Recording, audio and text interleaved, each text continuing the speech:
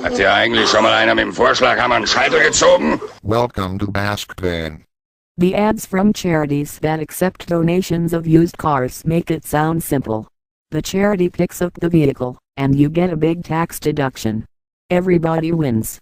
But depending on what happens to the car after it leaves your driveway, you could receive a much smaller deduction than some of those ads imply.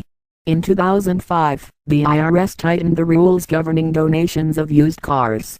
The change came in response to reports that many people were overestimating the value of junkers donated to charity.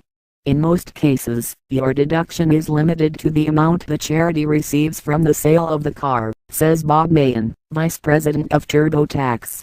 So, if the charity sells the car for $1,000, your deduction is limited to $1,000. But there are two exceptions to this rule. First, if the charity sells your vehicle for $500 or less, you can deduct $500 or your vehicle's fair market value, whichever is less. The other exception is when the charity uses the car as part of its charitable mission. For example, if the charity repairs donated cars and gives them to needy families, or if the charity uses donated cars for specific tasks, such as delivering meals to seniors, you can deduct the fair market value. Only a handful of charities use donated cars, and they are more particular about the cars they'll accept. Still, it's worth seeking them out, and not just because you'll get a bigger tax deduction.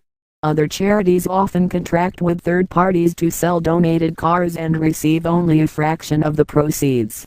Because of previous abuses, donations of used cars and other non-cash items may attract extra scrutiny from the IRS. So keep scrupulous records.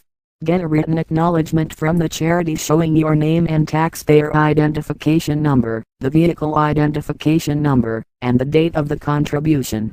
If your deduction exceeds $500 and the vehicle was resold by the charity, you'll need a written acknowledgement from the charity showing the proceeds of the sale. If you give to a charity that doesn't sell donated vehicles, or resells them to needy individuals for significantly less than the fair market value, ask for a statement from the charity certifying that the vehicle will be used as part of its mission.